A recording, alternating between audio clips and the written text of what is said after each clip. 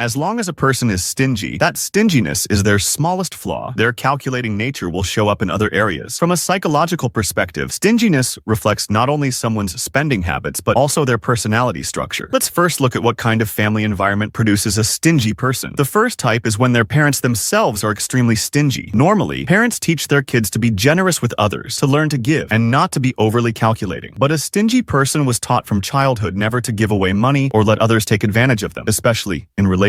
They're told never to support someone else financially, but instead to look for someone who will spend money on them. So you'll find that stingy people usually have parents who aren't very generous either, because those values get passed down. A child's first behavioral model is always their parents. If the parents see relationships mainly in transactional terms, the child will learn to think the same way, that calculating is self-protection and that sacrifice is a risk. People like this aren't just stingy with money, but in other areas of life too. For example, on social media, they may only like a post after checking whether the other person has liked theirs first. In relationships, they might take on more chores, but then remind their partner to make it up next time. The second type of stingy person comes from childhoods defined by scarcity. They grew up with very limited material or emotional resources. Maybe their family was extremely poor, or their parents were emotionally unavailable, so they had to compete just to get basic care. That environment plants a deep-rooted scarcity mindset. No matter how much they have as adults, they feel it's never enough. Even after achieving financial stability, they hesitate to give, as if generosity will drain them completely. This creates constant anxiety. That mindset also warps their understanding of relationships. They're always suspicious, always on guard, worried their partner is taking advantage of them. When it comes to sharing material things, emotions, knowledge, or even time, they resist. Their stinginess runs deep. So have you noticed? Stinginess isn't really about money. It's about psychology. It's not that they're poor. It's that they live in constant fear of running out. They see everything in terms of resources and calculations. And no matter how long you stay with someone like this, it's hard to feel truly loved, because in their world, you're just another calculation. They can't give genuine love, only weigh the costs and benefits of the relationship. Even if they act affectionate and responsible at first, it's often just a performance, covering their unwillingness to truly give. They might talk sweetly, but when it comes to actually doing something for you, they'll refuse. So here's the takeaway. When choosing a partner, don't just look for someone who's fun, but empty-headed. Look for someone who's secure and generous. Love is like tending to a flower. It needs consistent care and attention. Someone without the mindset or energy to nurture you simply can't help you grow. I'm Clear Mind. If you have other emotional or psychological concerns, share them in the comments. I'll check them out. And don't forget to subscribe for more.